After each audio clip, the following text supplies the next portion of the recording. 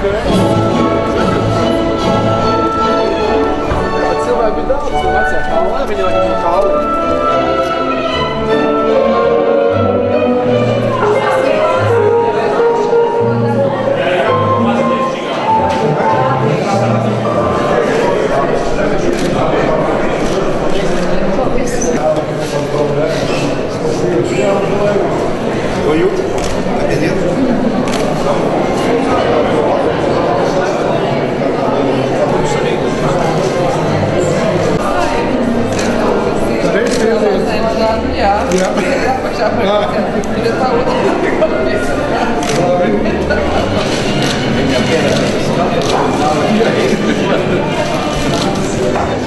Ak, sport, tu esi drosme un gods un prieks.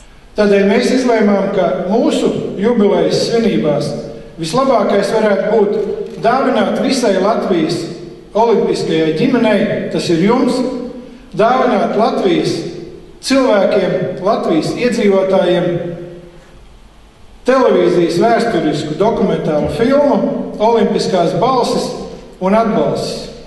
Es gribētu novēlēt, varbūt pēc 90 gadiem, kas zina, kas notiks, bet lai viņai vismaz tuvākajā laikā būtu vislielākais spēks, protams, atbalsts, lai radītu mēs šo te jauno paudzi, jo, kam sekot, ir par 90 gadiem, mums ir 80 medaļnieki. Es esmu pārliecināts, ka nākošajos gados tā progresija būs ievērojami lielāka, nenoliedzot šos te milzīgos panākumus, ko mazā valsts Latvija ir gūsi, bet mūsu spēkos ir daudz, daudz vairāk.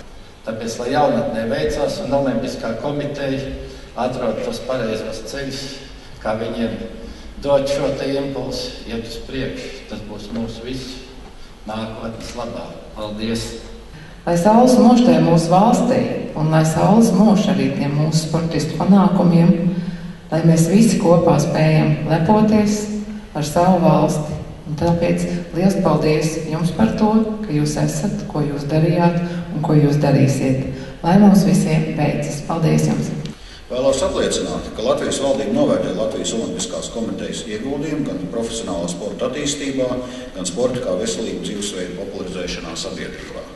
Lai olimpiskā devīze ātrāk, augstāk, spēcīgāk, kas iegravēta šajā traukā, jūs spārno un nes veiksmi. Un tādu prāt arī Olimpiskās komitejas prezidenta kungam šo dāvanu pasniegt.